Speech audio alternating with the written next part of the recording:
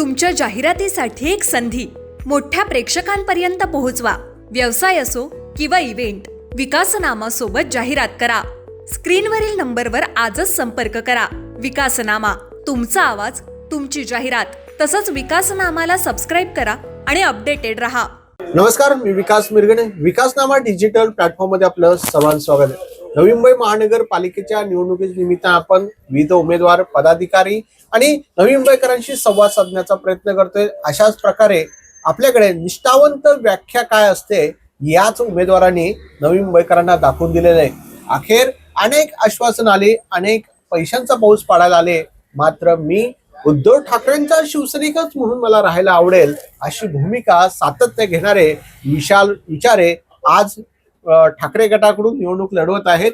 आणि ठाकरे गट आणि मनसे नवी मुंबईच्या राजकारणात एकत्र आलेले आहेत, राज्यात आले तसेच नवी मुंबई शहरात आलेले आहेत। याच अनुषंगाने विशाल विचारे जो निष्ठावंत तरुण आहे आणि सर्वांना परिचित असलेला सिवूडवासियांना सर स्वागत आहे।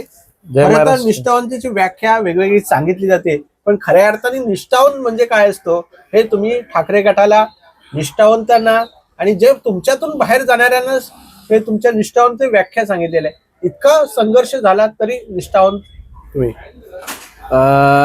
कशी निष्ठेच्या बाबतीत बोलाल तर गेल्या 2 महिने नवी मुंबई महानगरपालिकेची पडघम वाजायला सुरुवात झाली। तिथपासून अनेकांनी सातत्याने फोनच्या द्वारे भेटून की तुमचं पक्षांतर झालं पाहिजे, तुम्हाला जर निवडून यायचं असेल तर तुम्हाला सत्तेबरोबर चालावं लागेल। परंतु माझ्या मनाला, मी तसं साहेब बाल वयापासून शिवसैनिक आहे। माझ्या कुटुंबात, माझ्या एकंदरीत आमचं जे घराणं आहे ते शिवसेनेच्या, वंदनीय शिवसेना प्रमुखांना प्रेरित झालेलं कुटुंब आहे। शिवसेना प्रमुखांच्या प्रेरणेने भारावून म्हणजे असे लाखो करोडो शिवसैनिक तयार झाले, त्यातलं एक आमचं विचारे कुटुंब आहे। आणि त्या शिवसेना प्रमुखांच्या शिवसेनेबरोबर गद्दारी करणं हे मला माझ्या मनाला शोभत नव्हतं। शिवसेनेशी गद्दारी म्हणजे माझ्या आईशी केलेली गद्दारी राहील असं हे माझ्या मनात सातत्याने वाटत होतं। सर, पण अनेक आश्वासन आली, मात्र त्याच पक्षामध्ये पैशाचा पाऊसही पाडायला लागले लोक या तुमच्याकडे, तरी एवढं का प्रेम तुमचं शिवसैनिक, जरी तुम्ही सांगितलं असलं तरी एवढं का असं निष्ठावंत? पैसे नको वाटते तुम्हाला? सर, त्याचं एक छोटंसं उदाहरण सांगतो। 2015ची निवडणूक लढलो, एकही रुपया कोणाला न वाटता त्यावेळी 2 नंबरची मतं 1400 मतं घेतली। आणि मग त्याला पैसे लागतात का? जर पैसे लागले असते तर लोकांनी ती 1400 मतं दिली असती का? नसती दिली।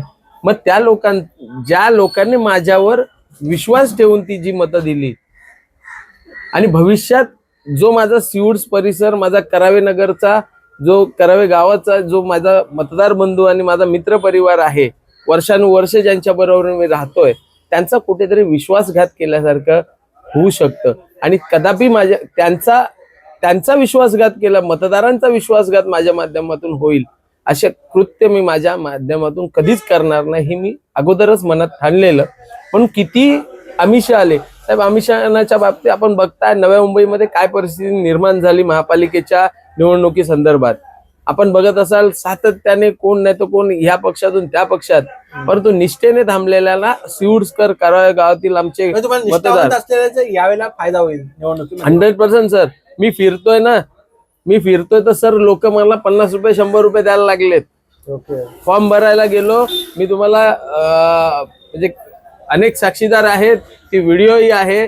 एका हारचा व्यवसाय करणारे एक कुटुंब आहे ज्यांचं पोट त्या ह्याच्यावर आहे, त्यांनी मला 101 रुपये काढून माझ्या हातात दिले। लढ बेटा, तुझ्या उमेदवारी जो तुझा शुल्क भरणार आहे त्याच्यामध्ये हा माझा वाटा राहू दे। असे लोकांचं प्रेम आपल्यावर पैसे तुमच्यासाठी लोक द्यायला लागले। जो सिवूड म्हटलं हायफाय एरिया आहे, पण त्या हायफाय एरिया लोक तुमच्या आज पाठीशी आहेत।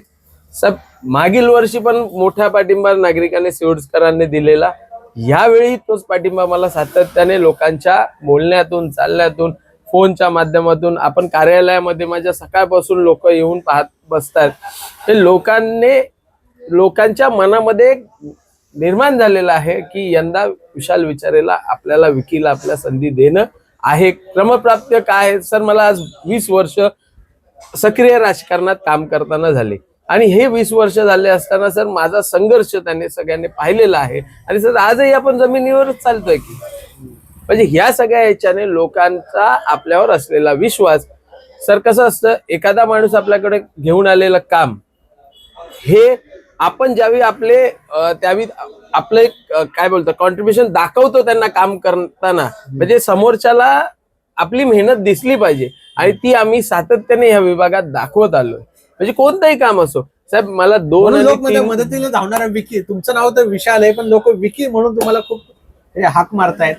त्याला कारणच सर हे आहे ना, आज तुम्ही बघत असाल की माझा अर्ज भरायला स्वतःहून किती लोक या ठिकाणी आले. फक्त माझा एक मेसेज पडल्यानंतर साधारण सगळे जे काही ज्यांची इच्छा यावी विकीला नगरसेवक बनवणं आहे ते मोठ्या संख्येने फॉर्म अर्ज भरायला तुमच्या विरोधात भाजपचे उमेदवार आहेत, तगडे आहेत, त्यांचं आव्हान वाटतंय. सर आव्हान म्हणण्यापेक्षा मी आव्हान नाही समजत सर, माझं काम काय आहे ते मी प्रेझेंट करणार आहे. बाकी जनता जनार्दन ठरवणार आहे 11 वर्षात त्यांनी काय केलंय काय नाही केलंय. पण मी ही लढाई ही जनतेने त्यांच्या हातात घेतलेली मला तर दिसते, कारण की 11 वर्ष मागील निवडणुकी होऊन झालेल्या आहेत. प्रस्थापितांना संधी मिळाली होती, परंतु ह्यापुढे हे लोकांनी ठरवलेलं आहे काय करायचंय ते. जे उमेदवार आहेत भाजपचे डोळस, त्यांच्यावर गंभीर स्वरूपाचे आरोप सुद्धा भाजपकडून करण्यात आले होते, ते आता राष्ट्रवादी काँग्रेस गेले. मग तुम्हाला कसे वाटतात, तशा प्रकारचा प्रतिनिधित्व कसं पाहताय, त्यांच्यावर झालेले आरोप खरे होते का?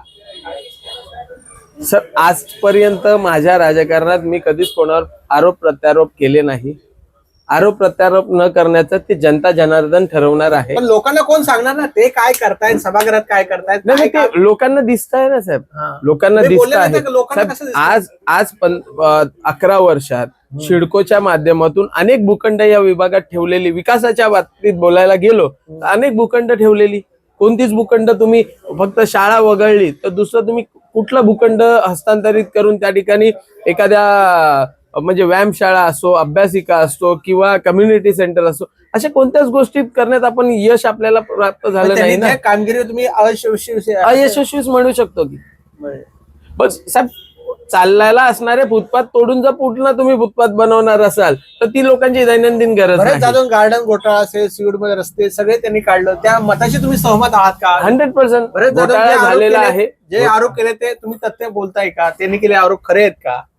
साहेब कसं आहे, आरोप सिद्ध झाल्याशिवाय म्हणजे ते सिद्धच झालेत ना. महापालिकेने त्याला लेटर दिलेलं आहे भरत आणि त्याच्याकडे पुरावे आहेत तर ते त्यांनी सिद्ध केलेले आहेत, म्हणजे ते आरोप खरे असावेत.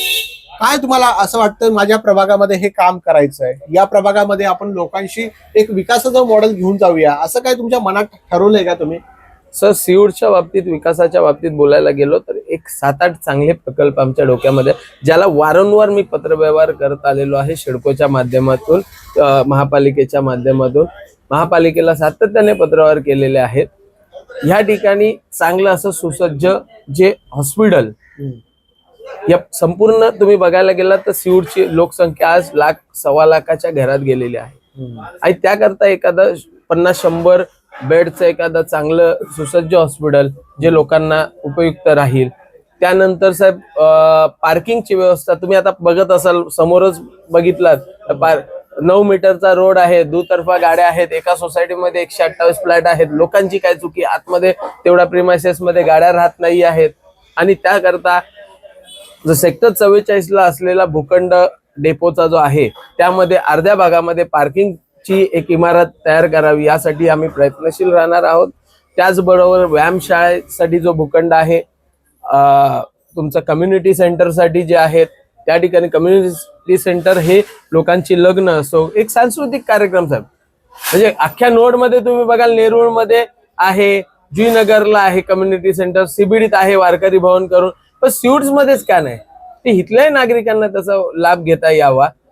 त्याचबरोबर साहेब येणाऱ्या काळामध्ये जी पाण्याची फार मोठ्या प्रमाणात अडचण निर्माण होणार आहे त्याकरता एक स्वतंत्र पाण्याची टाकी या सिव्हिड्स विभागामध्ये व्हावी, याच्यासाठी आपला एक प्रयत्नशील राहणार आहोत.